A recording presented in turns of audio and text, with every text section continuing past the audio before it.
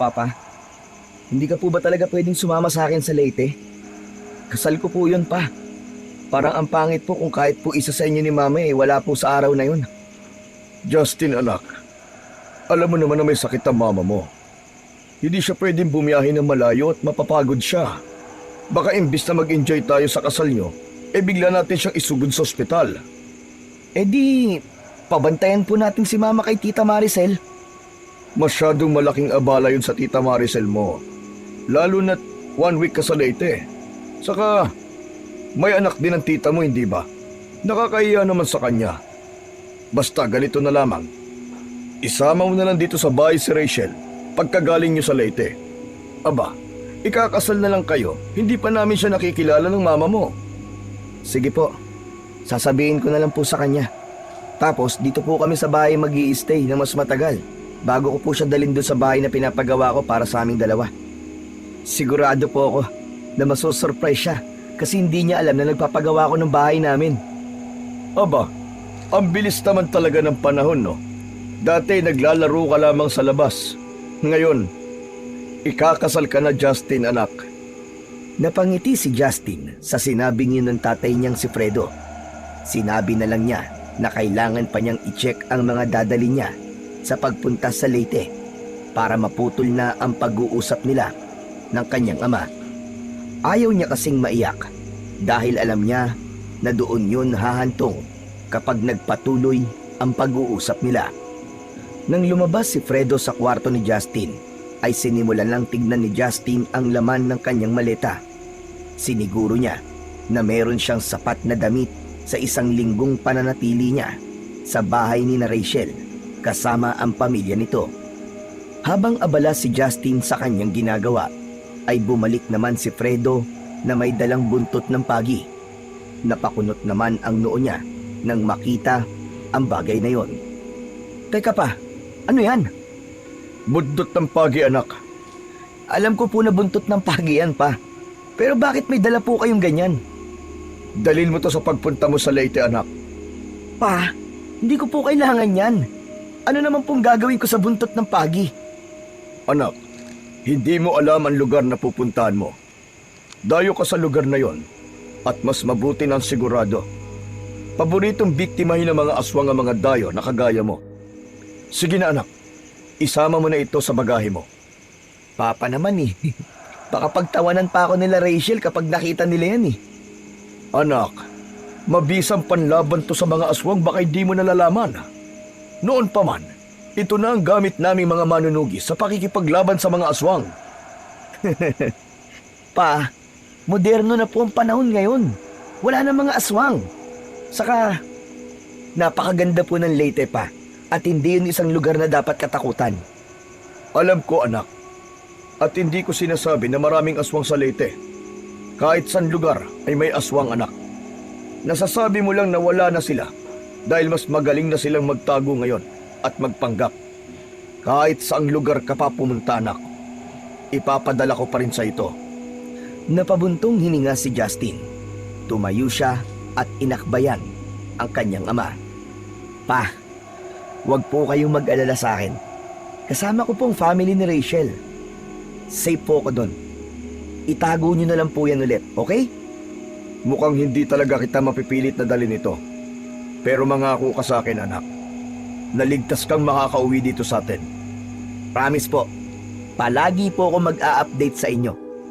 Ngumiti si Justin at kahit paano ay nakita niya na naging kampante ang kanyang ama. Nang muling lumabas ng kwarto si Fredo, ay bumalik na siya sa kanyang ginagawa. Napailing sabay ngiti si Justin nang maalala niya ang mga kwento ng tatay niya noong bata pa siya. Dati kasi ay isang kilalang manunugis ng aswang ang tatay niya. Bumuo pa nga ito ng isang maliit na grupo ng mga manunugis. Sama-samang umiikot ang mga ito sa iba't ibang parte ng Pilipinas upang manugis ng mga aswang, lalo na sa mga liblib na lugar. Ngunit nagbago ang lahat nang ipanganak na si Justin. Doon na nagplano ang tatay niya na huminto sa pagiging manunugis. 5 years old si Justin nang tuluyang iwanan ni Fredo ang pagiging manunugis at nagsimula sila ng panibagong buhay sa Maynila. Nagtayo ng maliit na negosyo ang mga magulang niya na mabilis na napalago ng mga ito. Yun ang nagbigay sa kanila ng komportable at maginhawang buhay. Habang inaayos ni Justin ang mga gamit niya para sa biyahe papunta sa Leyte, ay biglang pumasok sa isip niya si Rachel. Excited na siyang makasama si Rachel hanggang sa kanyang pagtanda. Ngunit sa kabila ng excitement, may lungkot din siyang naramdaman dahil hindi masasaksiyan ng mga magulang niya ang isa sa mga espesyal na araw sa buhay niya. Pero naiintindihan naman niya ang sitwasyon ng kanyang nanay at tatay, kaya hindi makakasama ang dalawa sa kanya sa Leyte. 2:00 ng madaling araw nang nagising si Justin sa tunog ng alarm ng kanyang cellphone. Agad niyang inabot ang cellphone sa lamesa sa tabi ng kanyang higaan at pinatay ang alarm nun. Bumangon siya at dumiretso sa banyo para maligo. Pagkatapos maligo, nagbihis siya ng komportableng polo at maong. Tinernohan niya yon ng puting rubber shoes. Lumabas si Justin ng kwarto na dala ang kanyang maleta. Pagdating sa sala, ay nakita niya si Fredo na nakaupo sa sofa. O ano anak, ihatid pa ba kita sa airport? Wag na po pa, ipapark ko na lang po yung kotse sa pay parking doon. Ay, oo nga pala, magpapaalam lang po ako kay mama. Tulog pa ang mama mo anak. Okay lang po pa, gusto ko lang po siya makita bago po ako umalis. Iniwan ni Justin ang maleta sa gilid ng pintuan at naglakad papunta sa kwarto ng mga magulang niya. Maingat niyang binuksan ang pinto at sumilip sa loob. Nakita niya ang nanay niyang mahimbing na natutulog. Lumapit siya rito at hinalikan ito sa noo. Saglit niyang tinignan ang muka ng kanyang ina bago lumabas ng kwarto. Pagbalik niya sa sala, hinawakan siya ni Fredo sa balikat. Mag-iingat ka sa biyahe anak. Salamat po pa, huwag po kayong mag-alala. Pagdating ko po dun sa Leyte, magbe-message po agad ako sa inyo. Kinuha niya ang kanyang maleta at lumabas na ng kanilang bahay habang nilalagay ang maleta sa likod ng kotse. Muli siyang sumulyap sa bahay nila at nakita niya ang amang si Fredo na nakatayo sa may pintuan. Kumaway siya rito bago siya sumakay ng kotse. Pagpasok ni Justin sa kotse ay agad niya yung pinaandar. Habang tinatahak niya ang madilim na kalsada papunta sa airport, ay mas lalo niyang nadama ang excitement sa nalalapit na pag-iisang dibdib nila ni Rachel. Bukod doon, ay excited na rin siyang makilala ang buong pamilya ni Rachel na hindi pa niya nakikita ng personal. Paglapag ng eroplanong sinasakyan ni Justin sa Tacloban City Airport, ay mas naramdaman niya ang kaba dahil alam niya na ilang oras na lang ay makikilala na niya ang pamilya ng babaeng pakakasalan niya. Sumalubong sa kanya ang liwanag ng umaga at ang mainit na simoy ng hangin. Paglabas niya sa terminal, ay agad niyang nakita si Rachel na nakatayo malapit sa exit. Nakangiti ito at kumakaway sa kanya. Agad na nilapitan ni Justin si Rachel at walang pag-aalinlangan na niyakap niya ito ng mahigpit. Parang nawala ang lahat ng pagod niya sa mahabang biyahe ng sandali na yon. Kumusta ang biyahe mo? Okay naman. Nakakapagod pero eto, nawala na ang pagod ko nung makita kita. Kahit kailan talaga, bolero ka, Justin. Nagsasabi lang ako ng totoo. Oo nga pala. Pasensya ka na. Hindi ko talaga napilit sina mama at papa na sumama eh. Ganun ba? Okay lang, naiintindihan ko. Na-explain mo naman na sa akin yung reason, di ba? Tumango si Justin, ngunit hindi niya maiwasang makaramdam ng kaunting lungkot. Matapos yun, ay sumakay sila ng taxi papunta sa bus station sa Santa Fe. Habang binabaybay nila ang kalsada, tahimik na nagmasid si Justin sa tanawin na kanilang nadaraanan. Maya-maya pa ay nilingon niya si Rachel sa tabi niya. Rachel, kinakabahan ako. Bakit ka naman kakabahan? Ewan ko, parang natatakot ako na baka hindi ako magustuhan ng pamilya mo. Bahagyang natawa si Rachel sa sinabi ni Justin. Ano naman ang hindi nila magugustuhan sa'yo? Mabait ka, magalang, at ikaw ang mahal ko.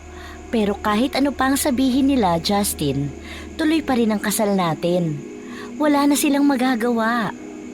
Hindi na nakapagsalita si Justin, ngunit ang sinabi ng nobya niya ay sapat na para alisin ang anumang pag-aalinlangan sa kanyang isip. Hinawakan niya ang kamay ni Rachel at saka siya ngumiti rito. Pagdating nila sa bus station sa Santa Fe, agad silang sumakay ng bus na magdadala sa kanila papunta sa baryo ni Rachel sa Leyte. Mahigit 2 oras ang biyahe. Sa kabila ng kaba na meron si Justin, mas nangibabaw sa kanya ang pananabik niya na masimulan ang buhay na kasama ang kanyang pinakamamahal na si Rachel. Pagbaba ni na Justin sa bus ay isang sedan ang sumundo sa kanila.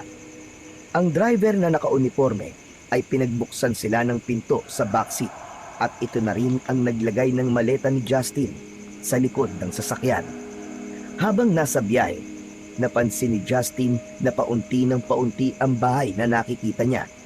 Unti-unting napalitan ng mga puno at talahiban ang tanawin. At habang papalapit sila sa kanilang destinasyon, ay tuluyan ng walang nakitang mga bahay si Justin. Wala bang ibang bahay dito? Wala. Sa amin lang talaga ang buong lugar na ito. Pagdating sa bahay ni na Rachel, ay sandaling huminto ang sasakyan sa isang malaki at mataas na gate na bakal. 2 kasambahay ang nagbukas nun at saka pumasok ang sasakyan. Ang daanan ay napapalibutan ng mga punong kahoy at malalagong halaman. Sa dulo ng driveway, tumambad sa kanila ang bahay ni na Rachel.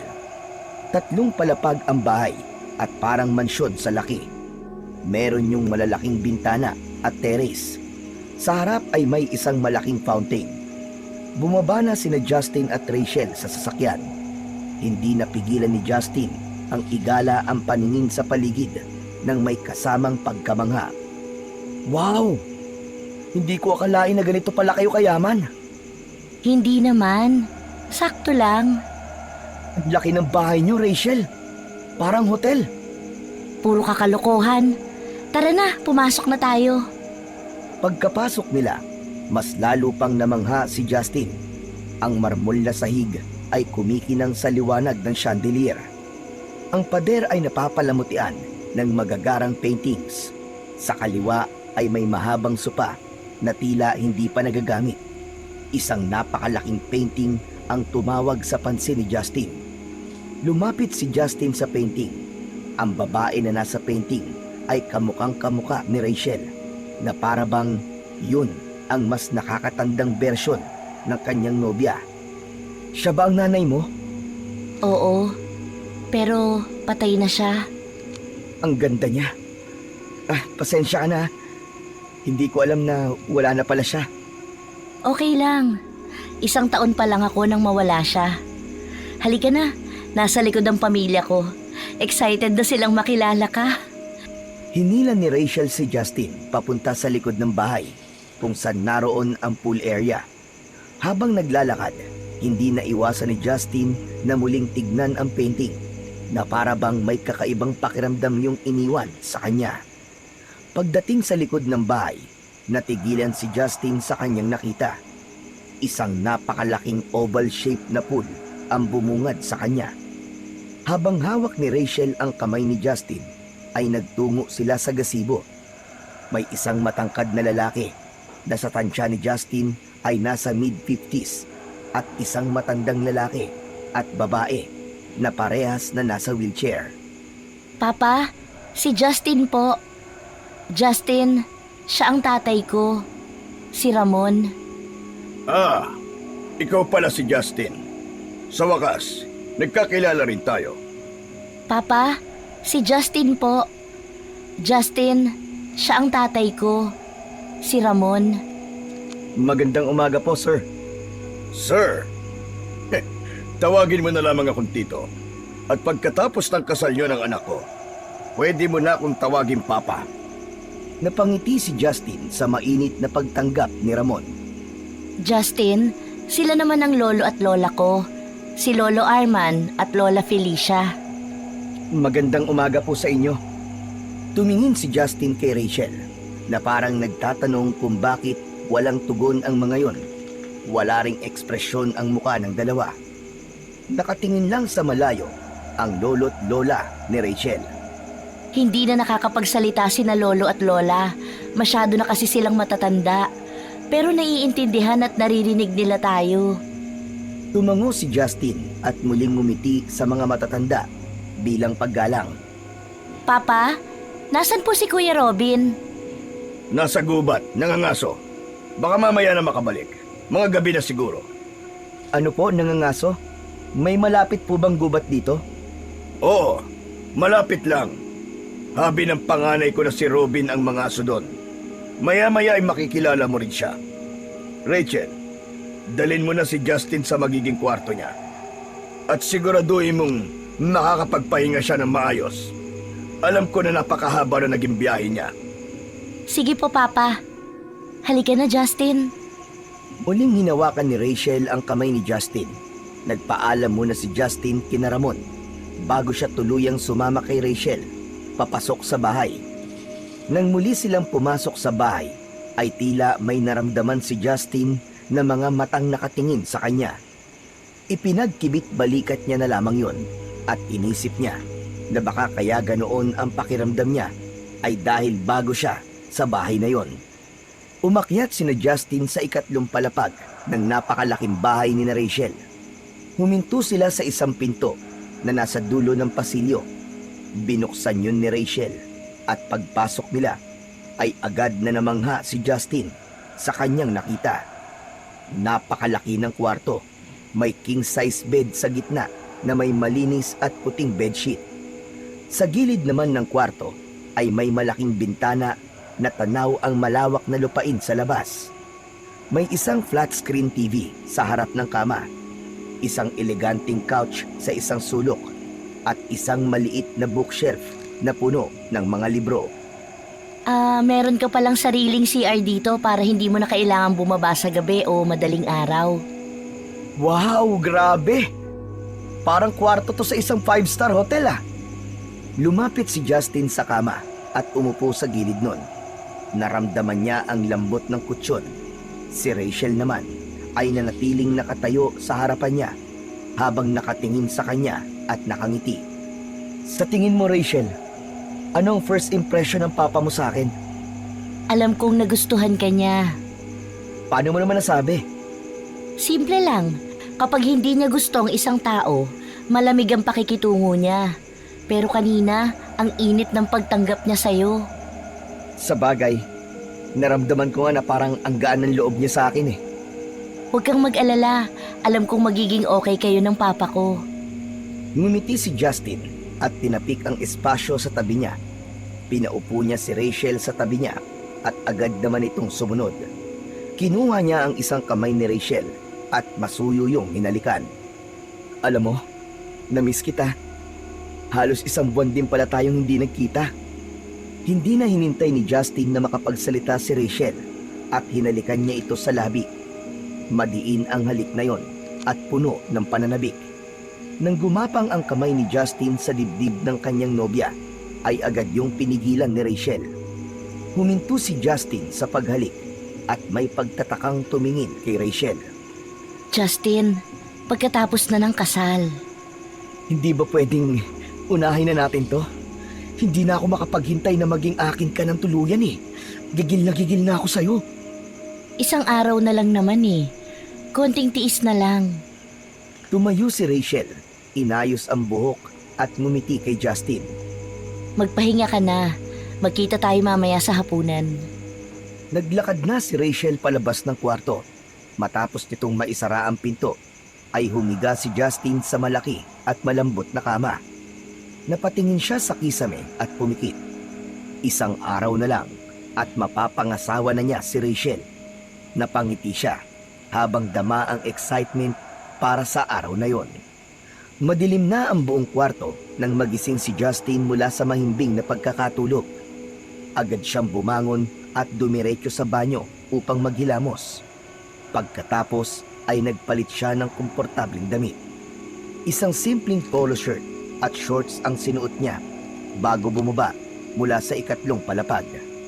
Habang pababa ng hagdan ay naaamoy niya ang mabangong halimuyak ng pagkain.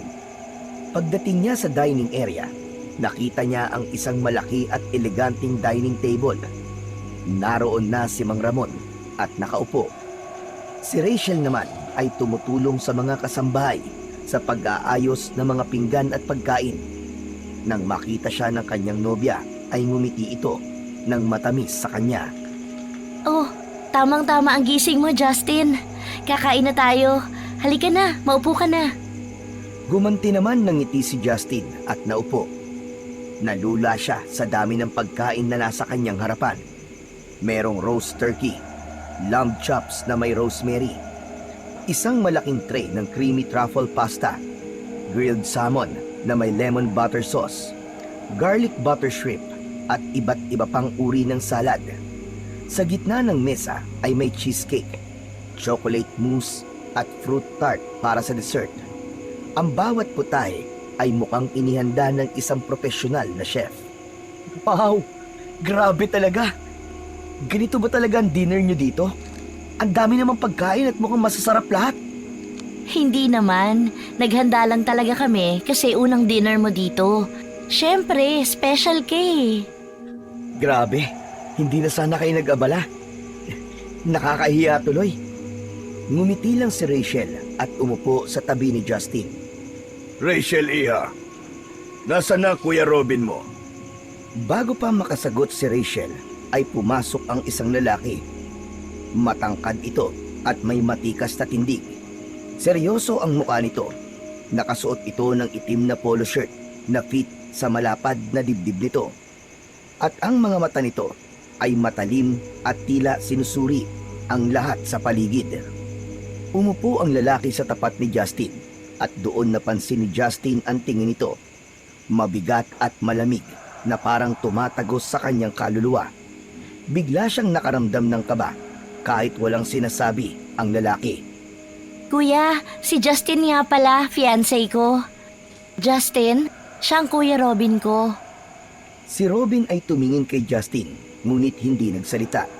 Tumangulang ito ng bahagya.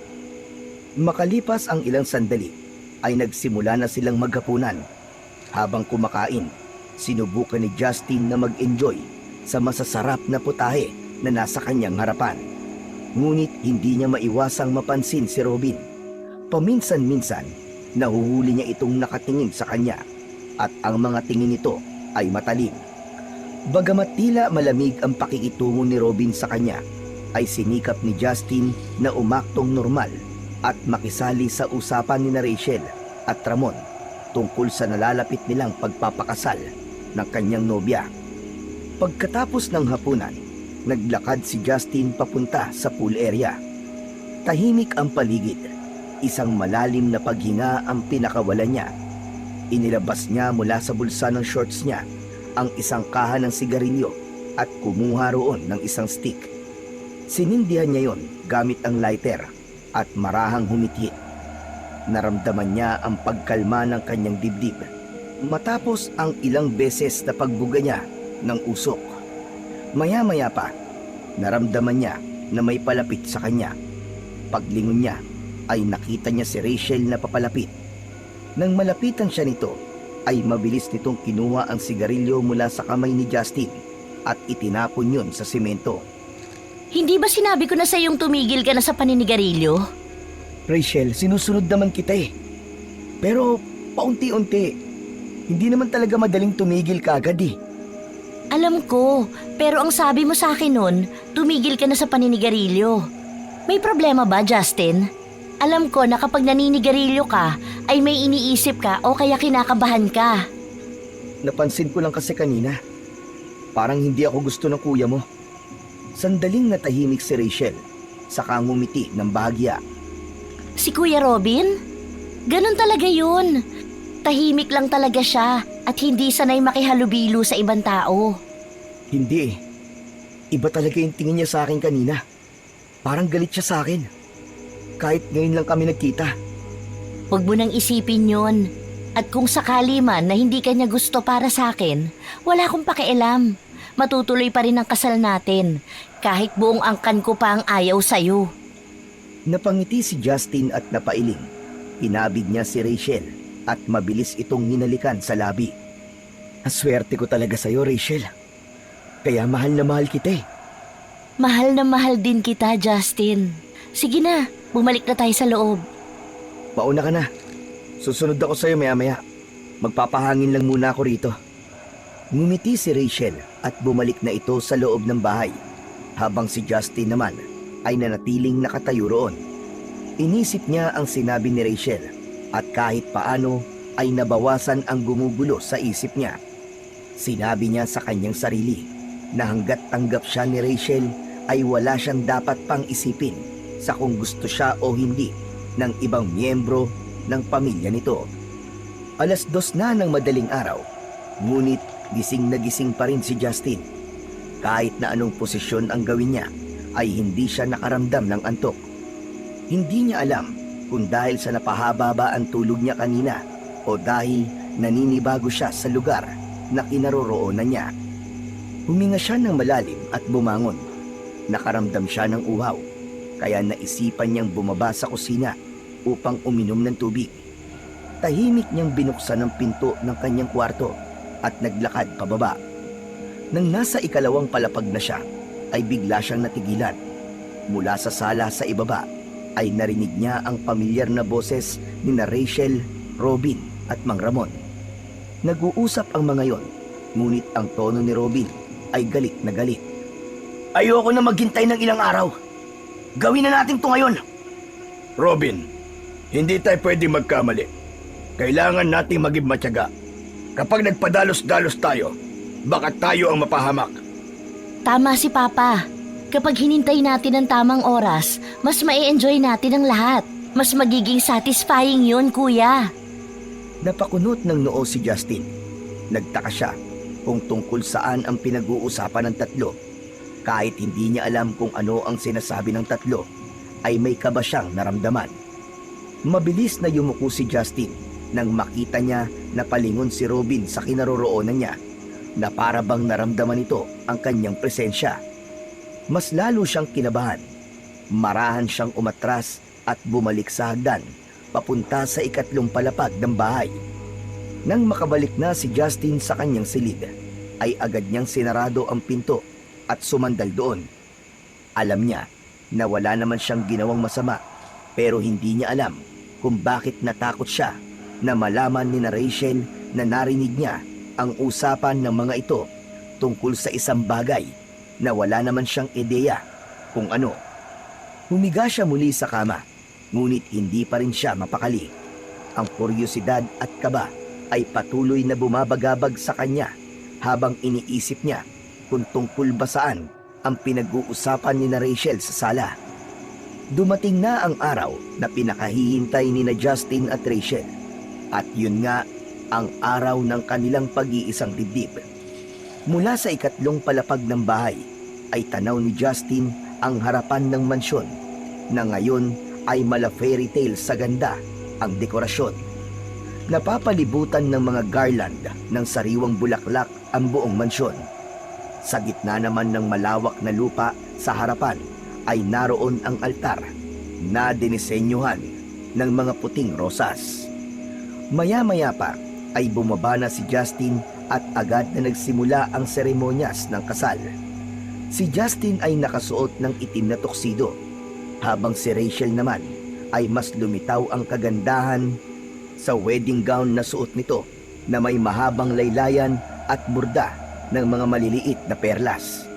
Ang seremonyas ay maayos na tapos at nagsimula ng kumain ang mga bisita. May 3 mahahabang mesa na puno ng masasarap na pagkain. Sa unahan ng lahat ay nakaupo sina Justin at Rachel. Habang iniikot ni Justin ang tingin sa mga bisita, ay may napansin siyang kakaiba. Ilang bisita ang tila nakatingin sa kanya ng matagal na para bang sinusuri siya. May ibang nagbubulungan pa at parang naging sentro siya ng atensyon. Hindi na niya napigilan pa ang kanyang sarili na sabihin yon kay Rachel. Rachel, Napansin mo ba? Parang ang dami nakatingin sa akin. Saka yung tingin nila sa akin, parang iba eh. Huwag mo nang pansinin. Ganyan lang talaga sila kapag may bagong mukha sa pamilya. Huwag ka mag-isip ng kung ano-ano.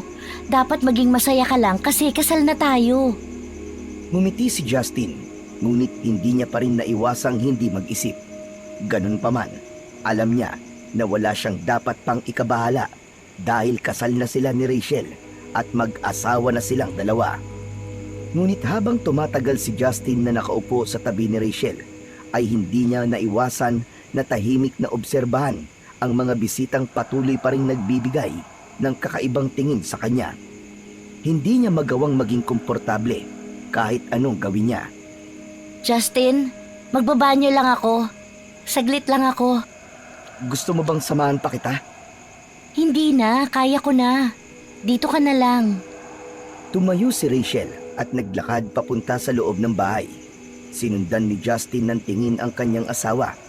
Maya-maya pa ay inilabas niya ang kanyang cellphone mula sa bulsa ng kanyang pantalon. Binuksan niya ang kamera at patagong kinunan ng litrato sina Ramon at Robin na abala sa pagkain at tila seryosong nag-uusap sa lamesang hindi kalayuan sa kanya. Agad niyang sinend ang litrato sa kanyang ama at mabilis na nag-type ng mensahe. Sinabi niya sa tatay niya na yun ang tatay at kuya ni Rachel. Pagkasend ng mensahe ay agad niyang ibinalik ang cellphone sa kanyang bulsa. Ilang sandali pa, bumalik na si Rachel na may malaking ngiti sa labi. Ayos ka lang ba rito? Parang tahimik ka masyado. Sino naman kasi ang kakausapin ko dito? Sa bagay, hayaan mo, mamaya ipapakilala kita sa mga kaibigan at kamag-anak namin. Ngumiti si Justin.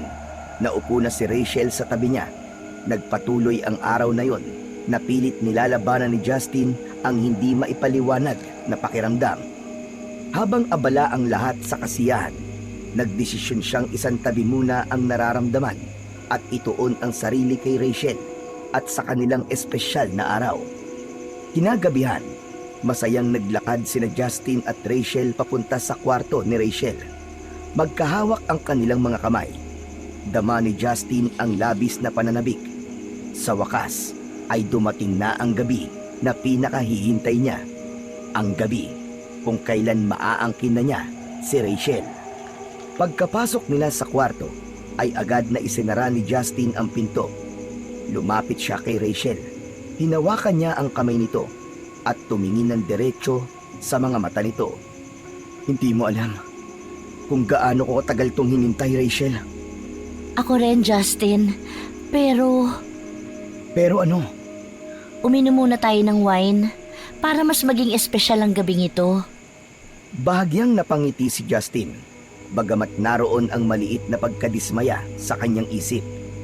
Naglakad si Rachel papunta sa mesa sa gilid ng kwarto. Naroon ang isang bote ng mamahaling wine na halatang inihanda para sa gabi nilang yon. Katabi noon ang 2 wine glass. Maingat na binuksan ni Rachel ang bote at nagsali ng wine sa mga baso. Pagkatapos ay iniabot nito ang isa kay Justin. Para sa maraming taon na pagsasama natin, Justin. At para sa maraming anak na bubuuin nating 2. Sabay nilang itinaas ang kanilang mga baso at nag-toast. Matapos yun, dahan-dahan nilang ininom ang kanilang wine habang hindi inaalis ang tingin sa isa't isa. Pagkatapos nilang ubusin ang laman ng kanilang baso, muling nilapag ni Rachel ang baso sa mesa. Si Justin naman ay lumapit dito at hinawakan ito sa bewang. Marahan niya itong kinabig palapit sa kanya. Hinalikan niya si Rachel sa labi. Isang banayad, ngunit puno ng pananabik na halik. Ihihiga na sana ni Justin si Rachel sa kama, ngunit bigla siyang nakaramdam ng kakaibang pagkahilo. Umikot ang buong paligid at unti-unti niyang naramdaman na tila nawalan siya ng kontrol sa sarili niyang katawan. Justin, okay ka lang ba? Rachel, parang... Sinubukan ni Justin na magsalita, ngunit tila naging mabigat ang kanyang dila. Ang kanyang mga tuhod ay nanghina At bago pa man niya matapos ang kanyang sasabihin, ay bumagsak na siya sa malamig na sahig ng kwarto. Hindi niya na nalaman ang mga sumunod na nangyari dahil nawalan na siya ng malay. Kinaumagahan, nang magising si Justin, ay agad niyang naramdaman ang pananakit ng kanyang ulo. Pakiramdam niya ay binibiyak yun sa gitna. Bahagya niyang minasahe ang kanyang sentido habang sinusubukang alalahanin ang nangyari kagabi. Paglingon niya sa kanyang kaliwa ay nakita niya si Rachel na mahimbing na natutulog sa kanyang tabi. Tumingin si Justin sa ilalim ng kumot at nanlaki ang mga mata niya nang makita niya na wala siyang saplot sa katawan. Biglang gumalaw si Rachel at nang magising ito ay isang matamis na ngiti ang pinakawalan nito. Good morning. Rachel, ano nangyari kagabi?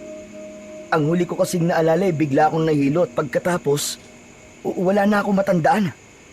Tumawa ng mahina si Rachel at umupo sa kama. Hinatak nito ang kumot para takpan ang sarili. Well, may nangyari sa ating dalawa kagabi. And let me just say, you were impressive, Justin. Ha? Teka, paano nangyari yon? Hindi ko naman natatandaan. Gino-joke mo lang yata ako eh. Gusto mo bang ikwento ko pa ng detalyado sa'yo kung ano ang mga ginawa mo sa akin? Namula si Justin at mabilis na umiling. Sige na, huwag na. Hindi na kailangan. Tumawa ulit si Rachel. Tumayo na ito sa kama at kinuha nito ang robe na nakasabit sa gilid ng aparador. Isinuot nito yon at tumingin kay Justin. Sige na, bumangon ka na. Malapit na ang oras ng breakfast.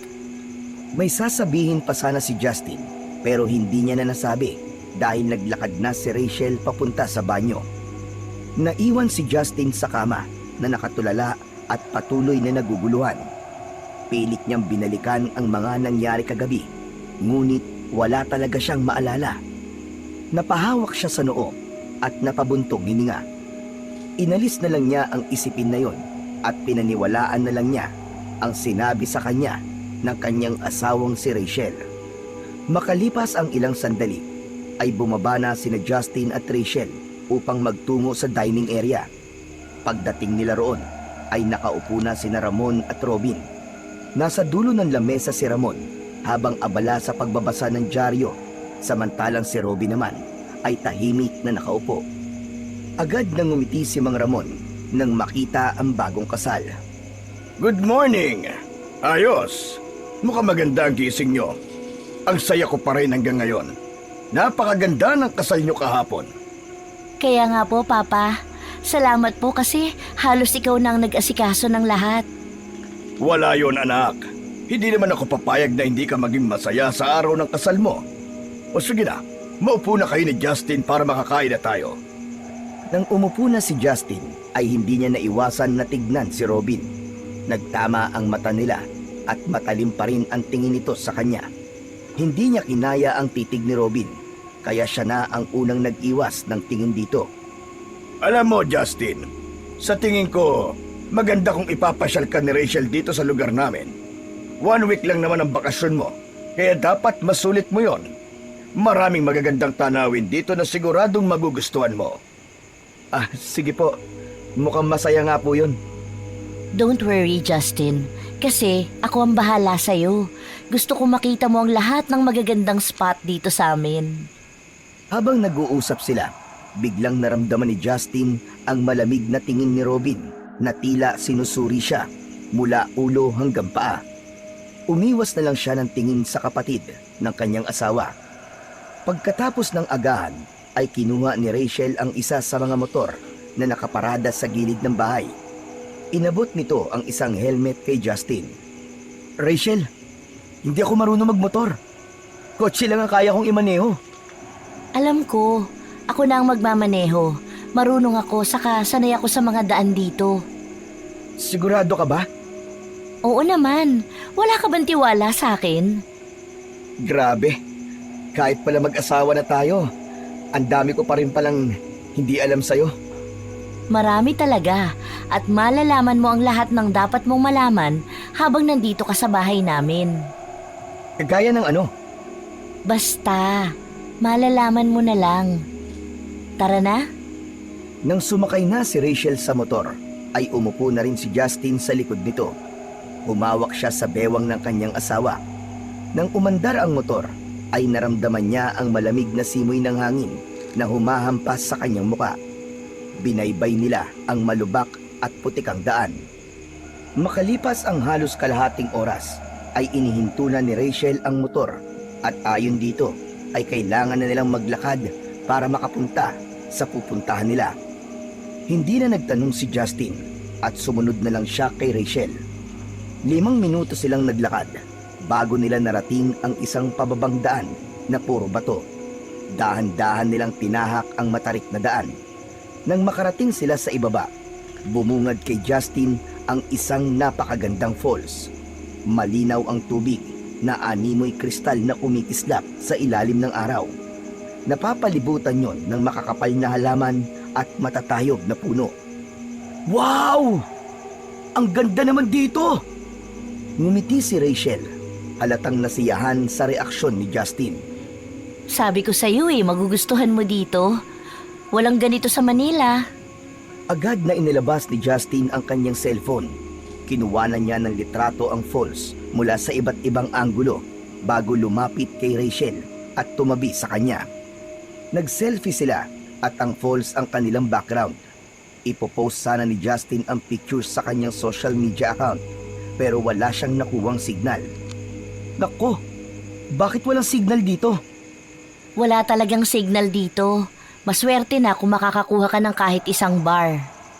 Ay nako, sige na nga.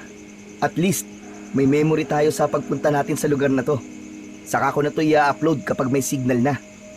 Matapos yun, ay hinubad na nila ang kanilang mga sapatos at nagbabad sa malinis at malamig na tubig. Nagharutan at nagtawanan sila na parang mga batang naglalaro. Pagkaraan ng ilang minuto, umupo sila sa gilid ng talon upang magpahinga. So, ano bang plano mo? Saan mo gustong tumira tayo? Well, sa Manila muna siguro. Pero kung gusto mo, pwede naman tayo maghanap ng bahay na tahimik at malapit sa probinsya. Gusto ko rin ng tahimik na lugar, pero ayoko ng sobrang malayo sa lahat. Ilan ba ang gusto mong anak? Siguro 2 lang. Ikaw? 2 o 3. Para hindi masyadong tahimik sa bahay. Pero kung pwedeng mas marami, aba, mas okay yun. Alam mo naman, mag-isang anak lang ako kaya pangarap ko na talaga na marami akong anak. Habang nag-uusap sila, hindi sinasadyang natabig ni Rachel ang cellphone ni Justin na nakapatong sa tabi nila at nahulog yun sa tubig. Agad na tumalon si Justin at sinisid ang kanyang cellphone sa ilalim ng tubig. Nang may ahon niya yon, ay basang-basa na yon at hindi na gumagana. Justin, sorry! Hindi ko sinasadya! Okay lang, pagbalik ko sa Manila, bibili na lang ako ng bago. Sorry talaga. Ang clumsy ko kasi. Ano ka ba, wag mo nang isipin yon. Mas mahalaga naman ang moments na ganito. Itong cellphone, mapapalitan pa ito. Pero yung oras na magkasama tayo, ay hindi. Maya-maya ay nagpatuloy silang magbabad sa malamig na tubig. Sa sandaling yon, ay nakalimutan ni Justin ang agam-agam niya tungkol sa tila hindi magandang impresyon ni Robin sa kanya. Sa mga sumunod na araw, sinamahan ni Rachel si Justin sa iba't ibang magagandang lugar sa lugar na yon.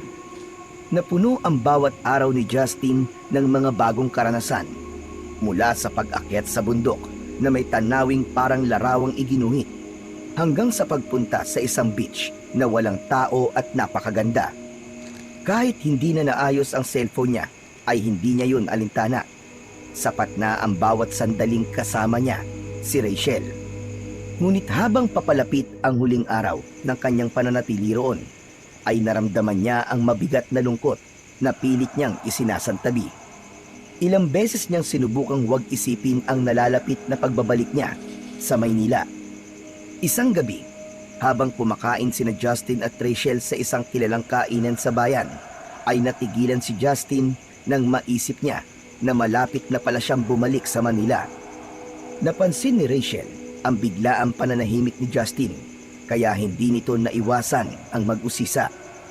Bakit parang ang bigat ng iniisip mo? Napansin ko lang kasi na ang bilis ng araw.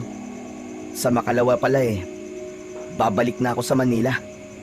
Huwag kang mag-alala, susunod naman ako agad doon. Hindi rin tayo magtatagal na magkahiwalay. Alam ko naman yun. Pero nasanay na kasi ako na magkasama tayo araw-araw Hinawakan ni Rachel ang kamay ni Justin sa ibabaw ng mesa. Kaya nga, mag-enjoy tayo sa natitirang araw na magkasama tayo. Gawin nating espesyal ang bawat oras. Napangiti si Justin sa sinabi ni Rachel at kahit papano ay gumaan ang bigat sa dibdib niya. Tumango siya, saka muling kumuha ng pagkain. Sa kabila ng lungkot, naisip niya na tama si Rachel. Kailangan nilang sulitin ang bawat sandali na magkasama sila. Sumapit na ang huling gabi ni Justin sa bahay ni Rachel. Ang hapunan sa gabing yon ay espesyal dahil puno ang lamesa ng masasarap na putahe. Ngunit sa kabila ng masasarap na pagkain, ay tahimik silang lahat habang kumakain. Labis na nagtaka si Justin dahil sanay siya na palagi silang nagkikwentuhan ni Rachel at Mang Ramon habang kumakain. Isa pang ipinagtaka niya ay naroon ang lolo at lola ni Rachel na noon lang sumalo sa kanila sa pagkain. Matapos kumain, tumayo si Mang Ramon at sumenyas sa mga kasambahay. Linisin niyo na ang lamesa. Agad na tumalima ang mga kasambahay. Inalis na mga ito ang lahat ng mga nasa lamesa at walang itinirang kahit ano. Bukas na pala ang alis mo, Justin. Opo, tanghali po ang flight ko kaya dapat po madaling araw pa lang po makaalis na po ako rito. Pero nakakatiyak ka ba na makakabalik ka sa pamilya mo? Ano pong ibig niyong sabihin? Sa gabing ito, maglalaro tayo, Justin. Magtatago ka sa kahit saang parte ng bahay. Kapag natagpuan ka ng sino man sa amin, ako, ang anak ko si Robin, si Rachel, ay papatayin ka namin. Nanlaki ang mga mata ni Justin at natawa sa narinig. Tito Ramon, seryoso po ba kayo? Hindi siya nagbibiro, Justin. Ang totoo, lahat kami rito ay mga aswang. Hindi ba ang sabi ko sa'yo, may mga bagay ka pa na malalaman tungkol sa akin? Isa na ito sa mga bagay na yun. Narito ka para sa isang laro. Ang larong magdedesisyon kung mabubuhay ka o hindi. Natahimik si Justin. Tinignan niya ang mga taong naroroon, ngunit hindi niya mabasa ang kanilang mga muka. Si Rachel, na tila nagbibiro nung una, ay biglang naging seryoso. Ngunit maya-maya ay muling tumawa si Justin at inisip niya na malamang ay bahagi lang yun ng pamamaalam ni Rachel sa kanya. At hindi niya dapat ituring na literal ang lahat ng sinabi ng mga ito, gaya ng papatayin siya at aswang ang mga ito. Okay, game ako. Kailan ba tayo magsisimula? Bibigyan ka namin ng kalahating oras para makapagtago. Pagkatapos nun, magsisimula na ang paghahanap namin sa'yo. At huwag ka mag-alala, Justin. Magiging patas ang laro. Tayo-tayo lang ang nandito. Wala na ang mga kasambahay. Tumayo na rin si Rachel at ngumiti kay Justin. Mabuti pang magsimula ka na ngayon, Justin. Maghanap ka na ng magandang taguan. Natatawang tumayo pa si Justin at naglakad palayo. Agad siyang naghanap ng lugar kung saan siya maaaring magtago. Sa isip niya, alam niya na nais lang maglaro ng tagu-taguan ng pamilya ni Rachel at wala siyang dapat na ipag-alala. Umakyat si Justin sa ikalawang palapag ng bahay. Napansin niya na nakabukas ang bawat pinto ng silid. Ngunit isang pinto ang nakatawag ng pansin niya. Pumasok siya roon at nakita niya na ang silid na yon ay puno ng mga libro. Agad niyang napansin ang isang malaking kabinet. Lumapit siya roon at nagdesisyon siya na doon magtago. Binuksan ni Justin ang kabinet at pumasok. Maingat niyang isinara ang pinto mula sa loob. Inilapat niya ang likod sa dingding ng kabinet habang may malaking ngiti sa labi dahil sa excitement niya sa laro na yon. Lumipas ang ilang minuto at nakaramdam na si Justin ng pagkainip. Paulit-ulit siyang sumisilip sa maliit na awang ng kabinet, ngunit wala siyang makitang tao sa labas. Lalabas na sana siya, subalit nang itutulak na niya ang pinto, ay bigla siyang nakarinig ng mabibigat na yabag mula sa labas. Natigilan siya at halos hindi na siya humihinga, habang unti-unting lumalapit ang mga yabag sa kabinet. Biglang bumukas ang pinto ng kabinet at bumungad sa kanya ang dalawang nakakatakot na nilalang. Mga aswang. Maihahalin tulad sa isang halimaw ang anyo ng dalawa.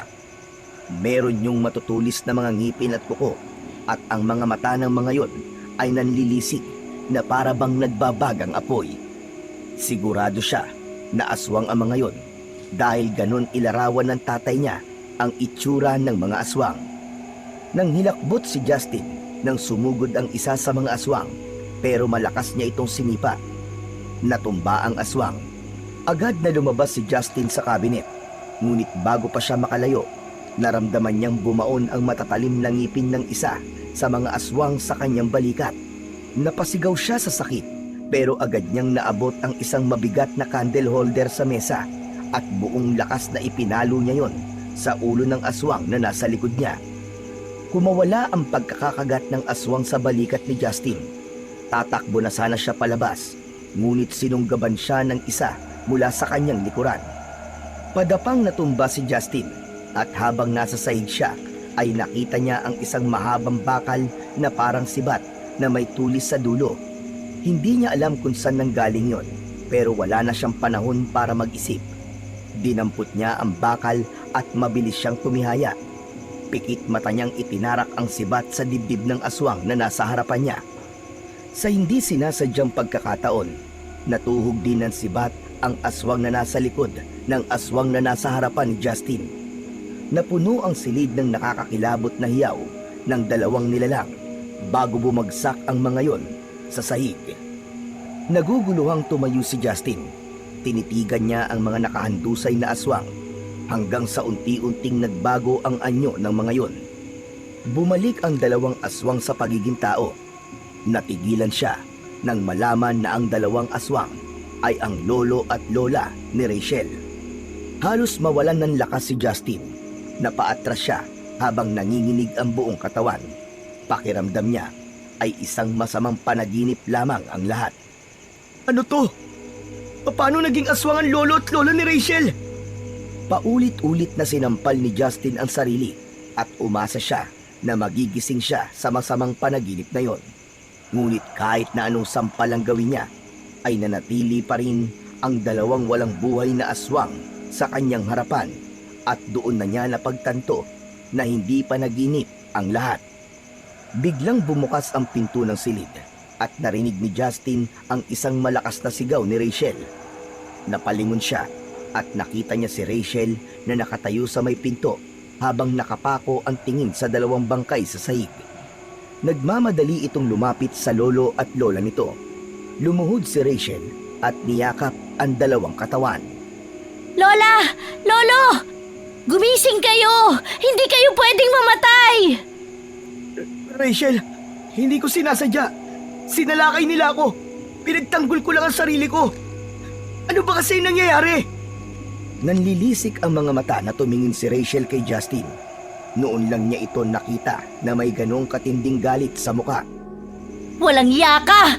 Mas lalo mo lang ako binigyan ng dahilan para patayin ka! Bago pa makapagsalita ulit si Justin, nakita niyang nagbago ang anyo ni Rachel. Ang maganda nitong muka ay nawala at napalitan yon ng malahalimaw na anyo. Sa isang iglap ay naging aswang si Rachel na labis na ikinagimbal ni Justin. Papa! Kuya! Nandito si Justin! Bilisan niyo! Nang marinig ni Justin ang mga yabag sa hagdan, ay agad siyang tumakbo palabas ng silid. Puno ng takot ang kanyang dibdib at ang tanging nasa isip niya ay ang makapagtago. Nagmamadaling inakyat ni Justin ang hagdan papunta sa ikatlong palapag. Napalingon siya at nakita niya si Robin na paakyat na rin na nasa anyong aswang na rin. Pagdating niya sa ikatlong palapag, Binuksan niya ang pinto ng kanyang silid at nagmamadaling isa na rayon. Nilak niya ang pinto at napasandal siya roon habang habol ang kanyang paghinga. Pilit niyang nilalabanan ang kaba at takot. Nang sandaling yon ay malinaw na sa kanya na hindi yon isang laro. Totoo ang lahat ng sinabi ni Rachel. Ang pamilya nito ay mga aswang at kapag nakita siya ng mga ito ay sigurado na ang kanyang kamatayan. Lumayo si Justin sa pinto at nagpalakad-lakad sa loob ng kwarto. Pinilit niyang kumalma upang makapag-isip ng maayos. Isang bagay ang naging malinaw sa kanya. Sinadya ni Rachel ang lahat. Sinadya nito na dalhin siya sa bahay ng pamilya nito upang maging biktima, patayin at kung minalas-malas ay gawing pagkain ng mga ito. Huminga ng malalim si Justin. Alam niya na sa sitwasyon niya ng sandaling yon ay wala siyang maaasahan kundi ang kanyang sarili. Kailangan makaisip siya ng paraan para makatakas bago pa siya tuluyang maabutan ng mga aswang na naghahanap sa kanya. Napahinto si Justin sa paglalakad at dumako ang tingin niya sa malaking bintana. Lumapit siya roon at sinubukan niya yung buksan, pero kahit na anong puwersa ang gamitin niya ay hindi siya nagtagumpay na mabuksan ang bintana. Kinuha niya ang isang upuan at bumalik sa harapan ng bintana. Huminga siya ng malalim bago hinampas ang salamin na bintana gamit ang upuan. Ngunit hindi yun nabasag. Paulit-ulit niyang hinampas ang bintana, pero kahit gasgas ay hindi yun nagkaroon. Hanggang sa naputol na lang ang isang paa ng upuan ay hindi pa rin nabasag ang salamin. Nanghihinang binitiwan ni Justin ang upuan. Pakiramdam niya ay isa siyang ibon na nakakulong sa isang hawla. Ganon pa man, inisip niya na kung nais niyang mabuhay at makauwi sa mga magulang niya, ay hindi siya dapat panghinaan ng loob. Kailangan ko ng kahit na anong bagay na pwede kong gamitin para ipagtanggol ang sarili ko. Pinagmasdan ni Justin ang bawat sulok ng silid, pero wala siyang mahanap na makakatulong sa kanya. Naisip niya ang sibat na ginamit niya kanina sa library. Bakit ko ba iniwan yung sibat na yun? Ang tanga-tanga ko talaga! Hanggang sa nakita niya ang kanyang maleta. Inilagay niya yun sa ibabaw ng kama at binuksan. Inalis niya ang mga damit na naroon. At nang makita niya ang kanyang cellphone, ay agad niyang sinubukan na i-open yun. Pero hindi na yun nabubuksan. Sa sobrang inis niya, ay ibinato niya ang cellphone sa sahig. Ngunit nang bumalik ang tingin ni Justin sa maleta, ay may isang bagay na umagaw ng kanyang pansin. Sa ilalim ng mga nakasalansang damit, ay may kakaibang bagay na nakasilip. Agad niya tong kinuha at hindi siya makapaniwala sa nakita niya. Yun ang buntot ng pagi ng kanyang ama. Paano ka napunta rito? Sa pagkakataon na yon, ay naisip ni Justin na baka habang tulog siya nung gabi, bago ang kanyang pag-alis, ay pasimple yung inilagay ng kanyang ama sa kanyang maleta. Parang naririnig niya sa kanyang isip ang mababang boses ng ama na laging handang magbigay ng babala. Humigpit ang hawak ni Justin sa buntot ng pagi. Alam niya na mabisa yung panlaban sa mga aswang ayon sa kanyang ama na isang dating manunugis. Dahil doon ay nagkaroon siya ng pag-asa at ang determinasyon niyang mabuhay ay mas tumindi. Nagulat si Justin nang biglang yumanig ang buong kwarto nang makarinig siya ng malakas na kalabog sa pinto. Ang mga mata niya ay agad na dumako sa direksyon ng pinto. Mula sa labas ng pinto ay narinig niya ang malalim at malamig na boses ni Robin. Wala ka nang tatakasan, Justin.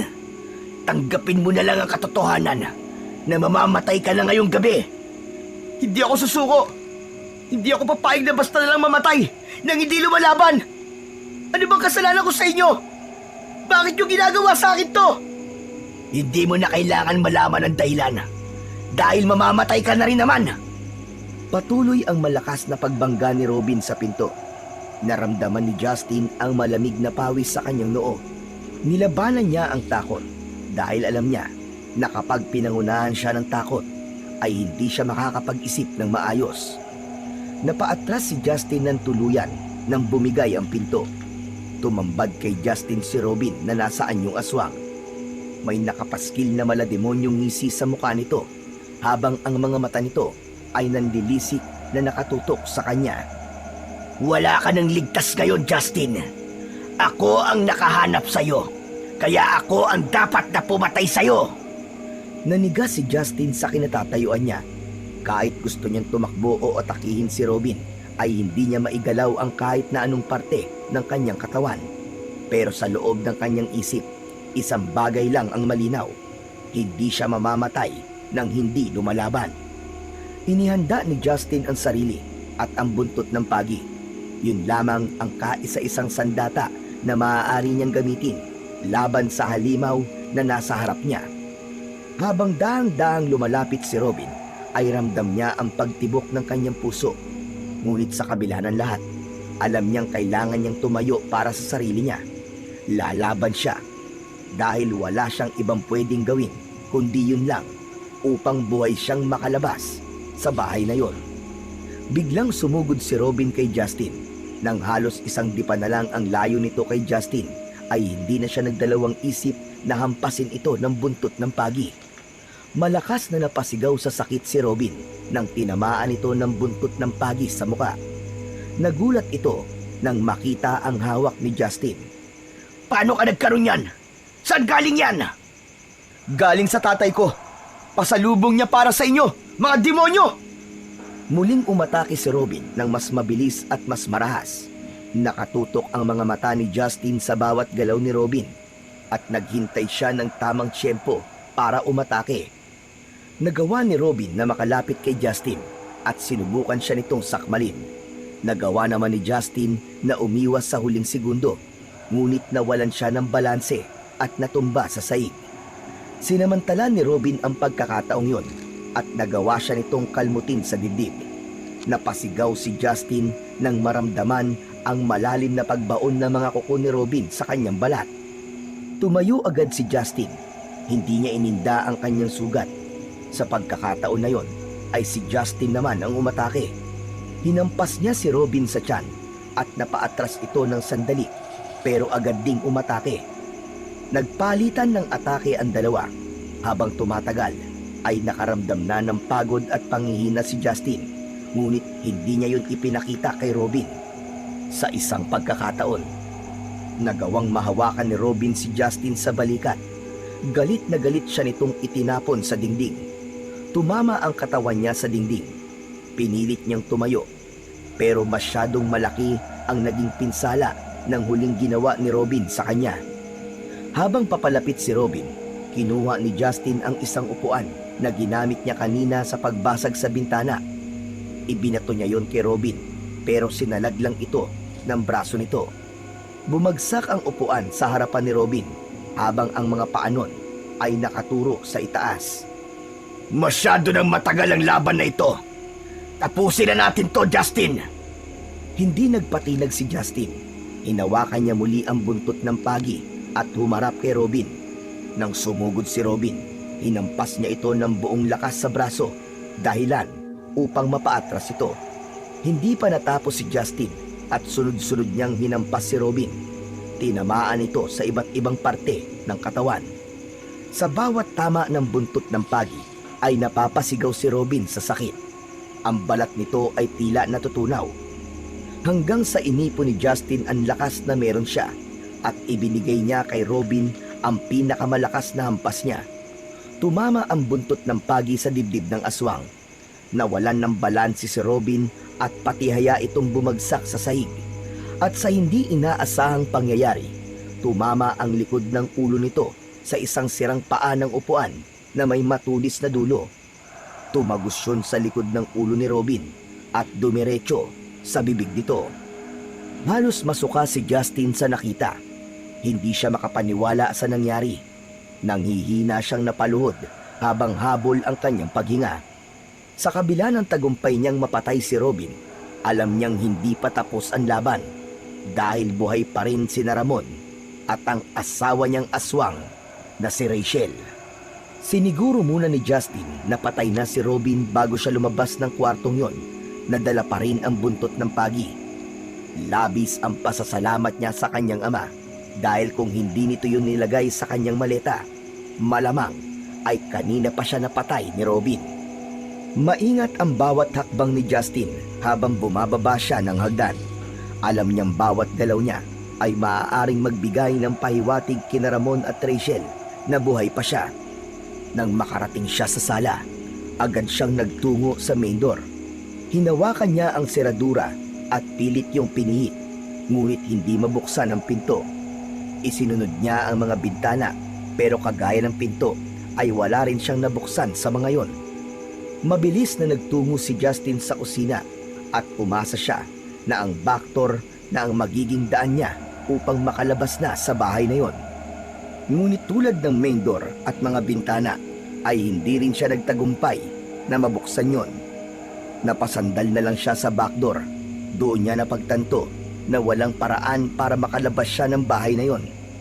Pinilit na lang niyang tanggapin ang kanyang sitwasyon at wala na siyang ibang pagpipilian kundi ang lumaban para sa buhay niya. Ngunit sa gitna ng pag-iisip niya kung ano na ang gagawin niya, ay biglang sumagi sa kanyang isip ang imahe ni Rachel, ang ngiti nito at ang lambing sa mga mata nito nung una silang nagkakilala. Ang mga kamay ni Justin ay bahagyang nanginginig. Alam niyang isa si Rachel sa dapat niyang harapin, ngunit hindi niya alam kung paano niya yon gagawin. Sa kabila ng lahat ng nalaman niya, ay hindi niya maitatanggi ang natitirang damdamin niya para dito. Isang malalim na paghinga ang pinakawalan ni Justin at matuwid siyang tumayo. Isinantabi muna niya ang pagmamahal niya kay Rachel. Alam niyang walang patutunguhan ang pagtatago niya. Mas malakas si Ramon at Rachel at mas pamilyar ang mga yon sa bahay na yon. Sigurado siya na kahit saan siya magtago ay mahahanap at mahahanap pa rin siya ng mga ito. Kailangan ko na silang harapin. Bahala na kung mamatay ako. Basta ang mahalaga, lumaban ako. Kinondisyon ni Justin ang sarili. Sa oras na yon ay handa na siya. Hindi siya papayag na maging biktima ng isang pamilya ng aswang sa gabing yon.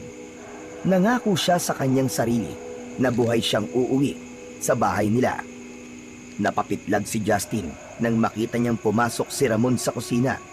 Huminto ito sa pintuan at ang matalim nitong tingin ay parang mga kutsilyo na tumagos sa kaluluwa niya. Ramdam niya ang bigat ng galit ni Ramon. Alam niya na hindi lang yun simpleng puot.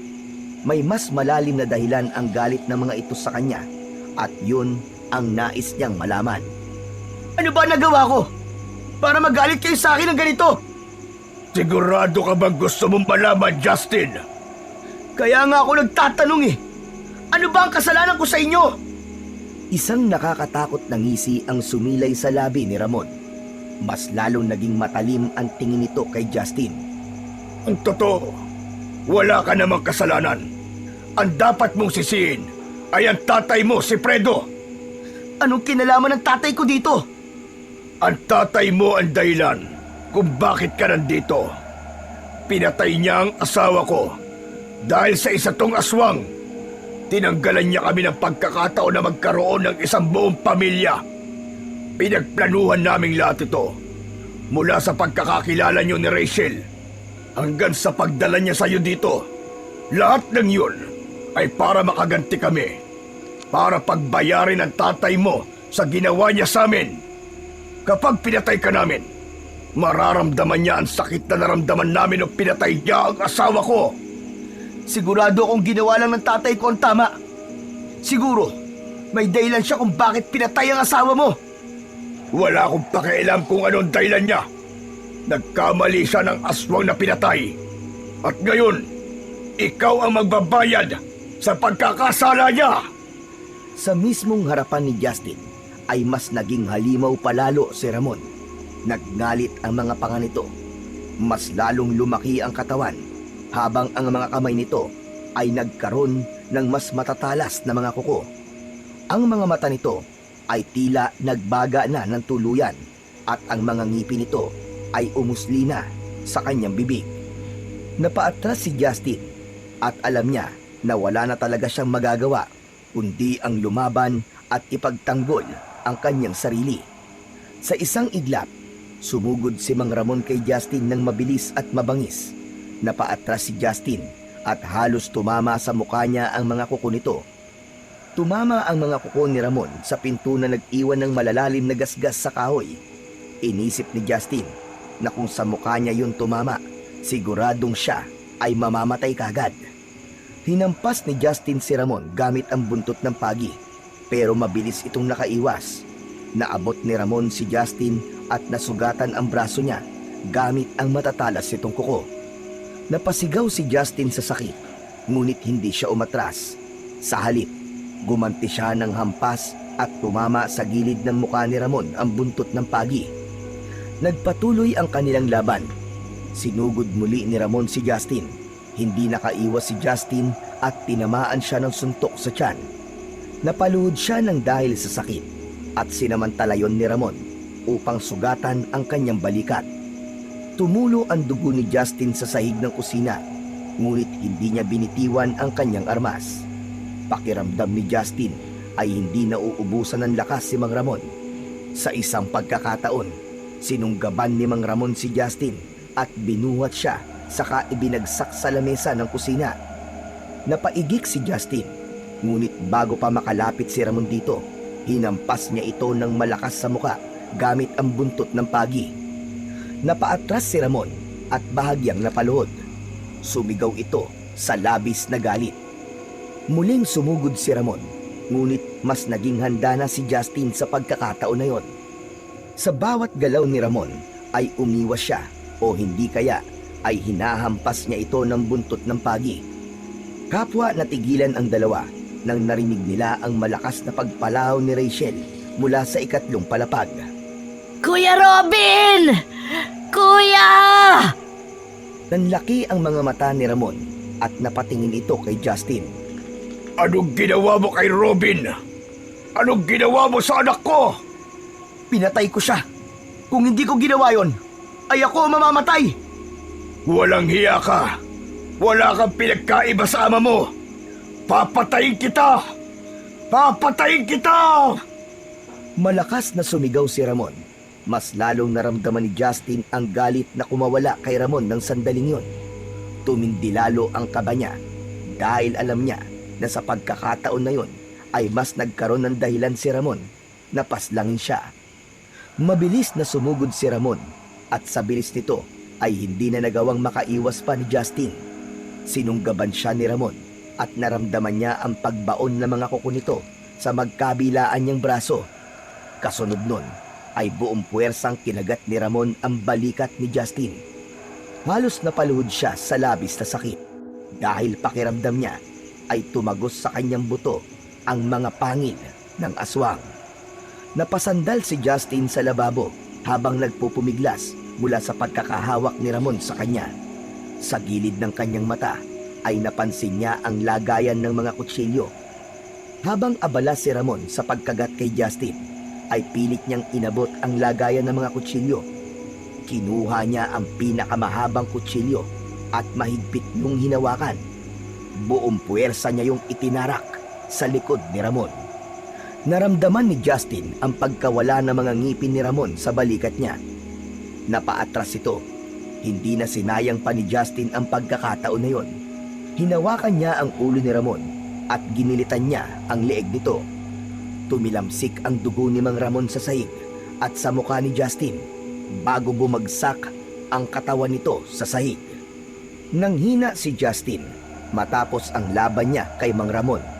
Itinapon niya ang kutsilyo sa sahig. Napaupo siya sa sahig habang nakatingin sa walang buhay na katawan ni Mang Ramon na bumalik na sa pagiging tao. Sa pagkakataon na yon, alam niya na malapit nang matapos ang laban na yon. Si Rachel na lamang ang natitira, ngunit duda pa rin siya kung kaya ba niya itong patayin gaya ng ginawa niya sa kapatid at tatay nito. Maya-maya pa ay may narinig si Justin na mga yabag mula sa hagdan sa itaas ng bahay. Alam niya na si Rachel yon, at dahil hindi pa niya alam kung kaya niyang harapin si Rachel, ay naisip niya na magtago muna. Napansin niya ang isang pinto sa gilid ng kusina.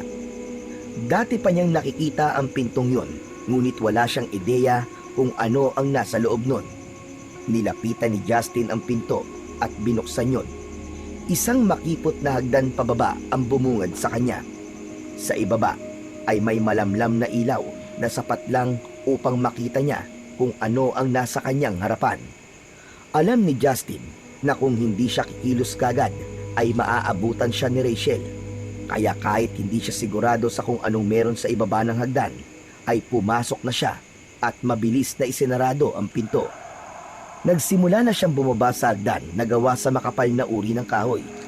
Pagdating niya sa ibaba, isang mahabang pasilyo ang bumungad sa kanya. Napapagitnaan yon ng mga pader na gawa sa lumang bato. Ang pasilyo ay parang walang katapusan, ngunit kailangan niyang magpatuloy. Sinimulang tahakin ni Justin ang pasilyo hanggang sa napahinto siya nang narinig ang malakas na palahaw ni Rachel mula sa kusina. Papa! Walang iya ka, Justin! Magtago kang mabuti dahil papatayin kita! Ang sigaw na yon ay puno ng galit, sakit at pangako ng paghihiganti. Muling nagpatuloy si Justin sa paglalakad sa pasilyo habang kinakapa niya ang magkabilaang pader sa pag-asang meron dong nakatagong lagusan palabas ng bahay. Habang patuloy na tinatahak ni Justin ang mahabang pasilyo, naramdaman niyang mas naging malamig ang hangin. Sa dulo ng pasilyo ay may nakita siyang isang pinto na gawa sa bakal. Malaki yon at mukhang napakatibay na para bang sinadyang gawing hadlang sa sinumang nais makapasok sa silid na nasa likod ng naturang pinto. Wala nang ibang mapupuntahan si Justin, kaya lumapit siya sa pinto. Itinulak niya ang pinto gamit ang lahat ng lakas niya at unti-unting bumukas ang pinto na yon.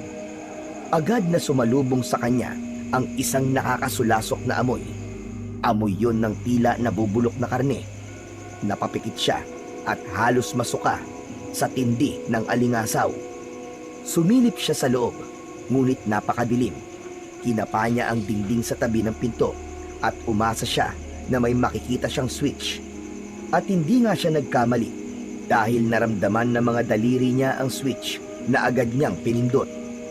Bumaha ang liwanag sa loob ng silid na yon at tumambad kay Justin ang tanawin na tuluyang naging dahilan para bumaliktad ang sikmura niya. Ang silid ay puno ng mga katawan ng mga tao na naaagnas. May mga nakabitin sa dingding at mga nakalapag sa malamig na sahig na bato. Ang ilan ay kalansay na, habang ang iba naman ay nasa pabulok pa lamang. Doon na tuluyang napagtanto ni Justin na ang pamilya ni Rachel ay talagang pumapatay ng mga tao. Kaya hindi rin niya nasisi ang tatay niya kung bakit ito pinatay ang asawa ni Mang Ramon noon. Habang pinagmamasdan niya ang silid na yon, biglang nanlamig ang kanyang pakiramdam. Napatingin siya pabalik sa pasilyo. Alam niyang hindi magtatagal ay makikita na siya ni Rachel. Lumabas na si Justin ng silid na yon dahil hindi niya nakaya ang tanawin doon. Pumarap siya sa pasilyo at nagdesisyon na umalis na sa lugar na yon. Ngunit nanlaki ang kanyang mga mata nang makita niya si Rachel na nasa anyong aswang na naglalakad papalapit sa kanya. Huminto ito ilang di pa lamang ang layo sa kanya. Rachel, parang awa mo na. Ayokong labanan ka. Hindi kita kayang patayin. Mahal kita, Rachel. Isipin mo lahat ng pinagdaanan natin. Alam kong mahal mo ako. Mahal? Hindi kita mahal at kailanman ay hindi kita minahal. Ang mga alaala at ang mga salitang sinabi ko sa'yo, lahat ng iyon ay pagpapanggap lang. Ginawa ko ang lahat para dalhin ka rito, sa lugar na ito, kung saan magbabayad ka sa ginawa ng tatay mo sa nanay ko. Rachel, hindi totoo yan. Alam kong mahal mo ako. Naramdaman ko yun. Ngunit sa halip na sumagot, isang mabangis na sigaw ang pinakawalan ni Rachel. Bigla itong sumugod kay Justin habang ang kanyang kuko ay nakaumang na parang mga talim. Wala nang nagawa si Justin kundi ang umatras pabalik sa silid ng mga bangkay. Mabilis niyang itinulak ang pinto upang isarado, ngunit mabilis siyang napigilan ni Rachel. Buong lakas nitong itinulak ang pinto, kaya napaatras si Justin. Nawalan siya ng balanse at napahiga siya sa tumpok ng mga naaagnas na bangkay. Mabilis na pumasok si Rachel at umibabaw kay Justin. Maigpit nitong hinawakan ang magkabila ang braso ni Justin habang ang mga kuko nito ay bumaon sa kanyang balat. Sa kabila ng sakit ay pilit na nagpumiglas si Justin, ngunit hindi niya magawang makawala. Hindi kita mapapatawad, Justin! Pinatay mo ang tatay ko! Pinatay mo si Kuya Robin! Isusunod na kita sa kanila! Bago pa makasagot si Justin, biglang sinakmal ni Rachel ang leeg niya gamit ang matatalim nitong ngipin. Napasigaw si Justin sa labis na sakit. Ngunit sa kabila ng lahat, buong lakas niyang sinubukang makawala. Nagtagumpay siyang maitulak si Rachel palayo sa kanya gamit ang kanyang mga tuhod. Mabilis siyang gumapang palayo habang ang dugo niya ay patuloy na dumadaloy mula sa sugat sa kanyang leeg. Nanghihinang tumayo si Justin. Rachel! Rachel, pakiusap! Ayoko ng ganito! Alam ko may natitira ka pang kabutihan sa'yo. Alam kong mahal mo rin ako kahit papano. Ayoko magpatayan tayong dalawa! Tigilan mo na ang ilusyon mo, Justin! Hindi kita minahal kahit kailan!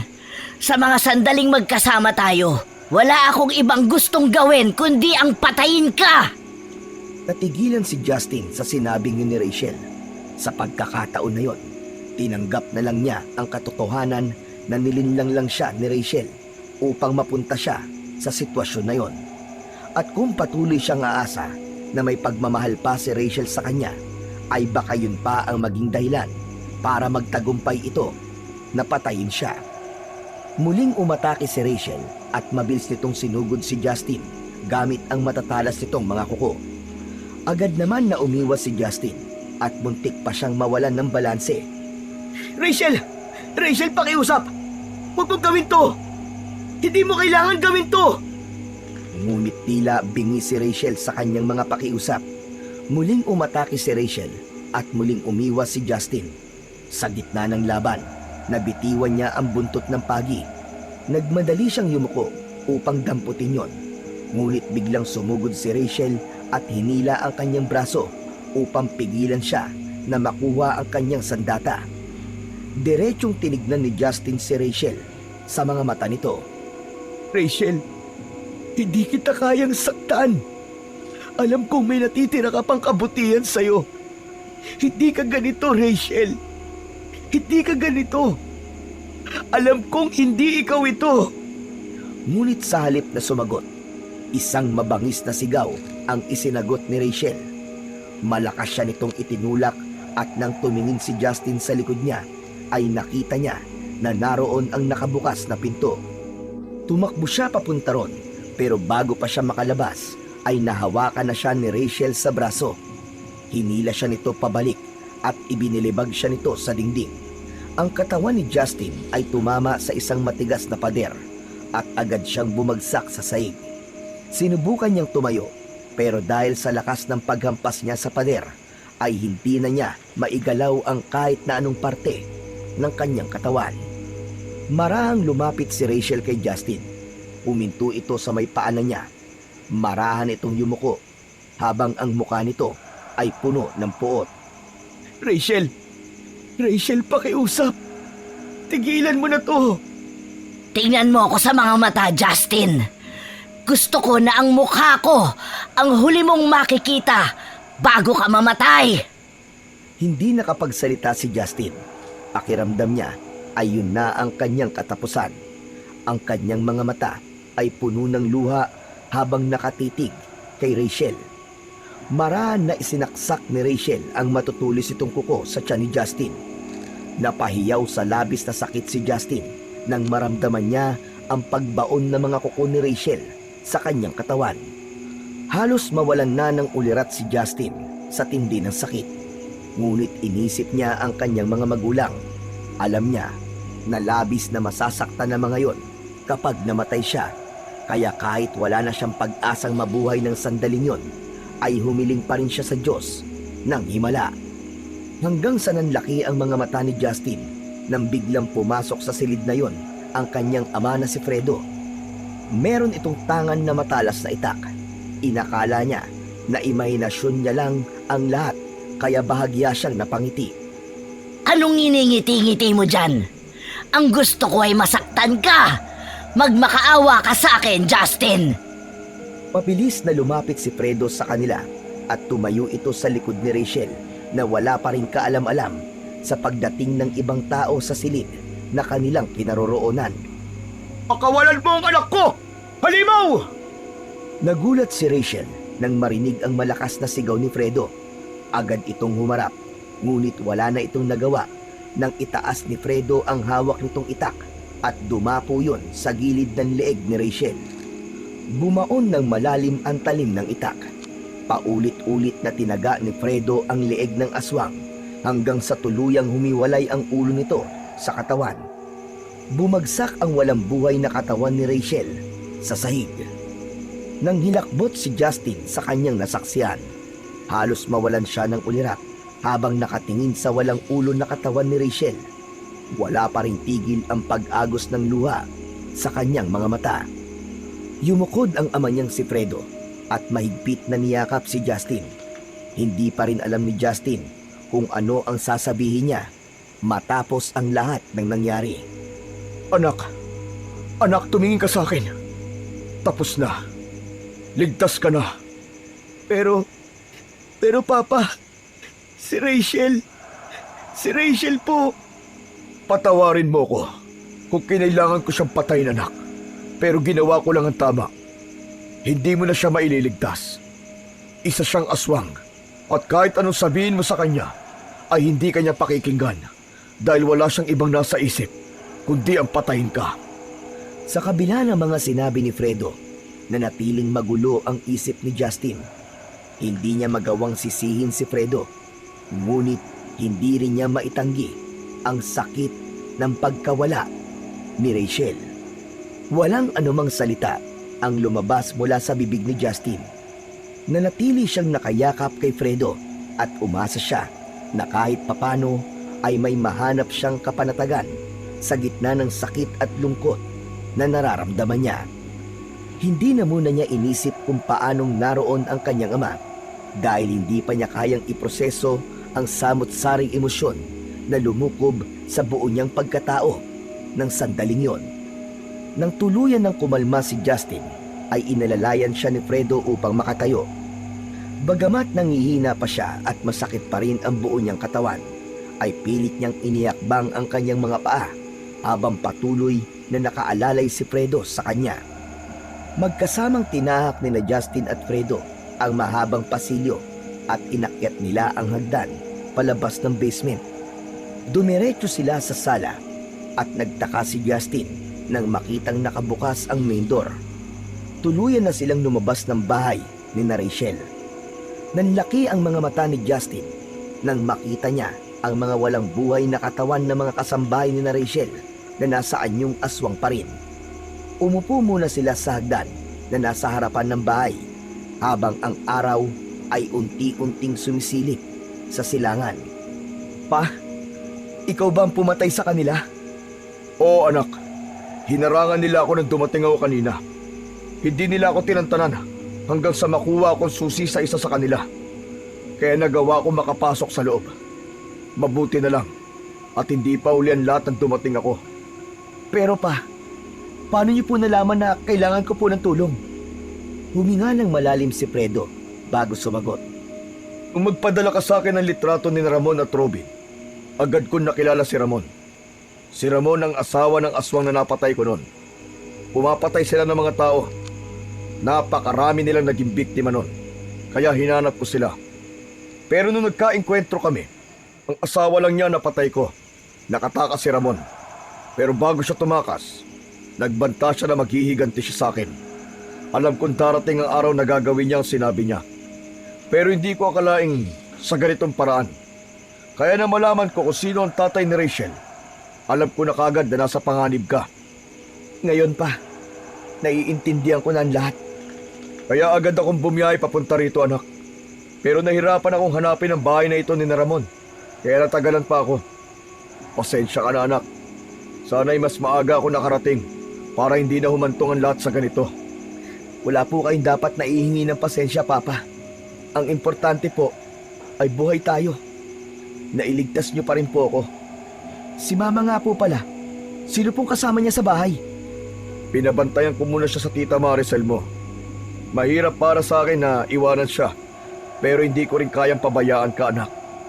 Hindi na muling nagsalita si Justin. Pinanood na lang nila ang pag-usbong ng araw habang nagpapahinga. Ngunit sa isipan ni Justin, alam niyang kahit tapos na ang laban, hindi basta-basta mawawala ang marka ng trahedya na yon sa kanyang buhay. Sa loob ng eroplano, tahimik na nakaupo si Justin sa tabi ng bintana habang si Fredo naman ay nasa tabi niya. Bakas ang lungkot sa kanyang mga mata. Muling sumagi sa isipan niya ang imahe ni Rachel. Sa pagkakataon na yon, ay tinanggap na niya na hindi talaga siya nito minahal at nilinlang lang siya nito dahil nais maghiganti nito at ang pamilya nito sa kanyang ama. Naramdaman ni Justin ang kirot sa dibdib. Sa kabila ng lahat, hindi niya maitatanggi ang sakit ng pagkawala ni Rachel dahil totoo ang pagmamahal na naramdaman niya para dito. Naramdaman ni Justin ang kamay ni Fredo sa balikat niya, kaya napalingon siya rito. Okay ka lang ba, anak? Opo, okay lang po ako. May mga iniisip lang po ako, Papa. Si Rachel ba? Huwag ka mag-alala. Sigurado ko na makakatagpo ka pa ng babae na mamahalin ka ng totoo at walang halong panlilinlang. Alam ko naman po yan, Papa. Pero sa ngayon, nang ayoko po muna. Parang hindi pa po ako handang magtiwala ulit. Tinitigan ni Justin ang kanyang ama at ninitian ito ng bahagya. Habang lumilipad ang eroplano sa kalangitan, muling napatingin si Justin sa bintana. Alam niyang hindi magiging madali ang paglimot niya kay Rachel. Ngunit alam din niyang oras na upang simulan ang bagong yugto ng kanyang buhay nang hindi niya ito kasama.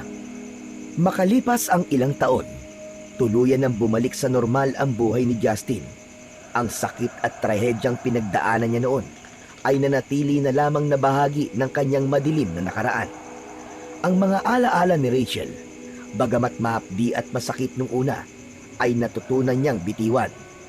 Bumaling na rin ang kanyang ina mula sa sakit nito at bumalik ang sigla nito na parang walang nangyari. Sa kasalukuyan, masaya na si Justin sa piling ng babaeng pinili niyang mahalin at pakasalan. Kasama ng kanilang anak, binuo nila ang isang pamilyang puno ng pagmamahal at kasiyahan.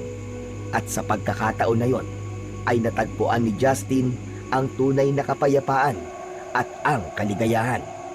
Tuluyan niya nang isinara ang pahina ng kanyang nakaraan at nagpatuloy sa mas maliwanag na kinabukasan.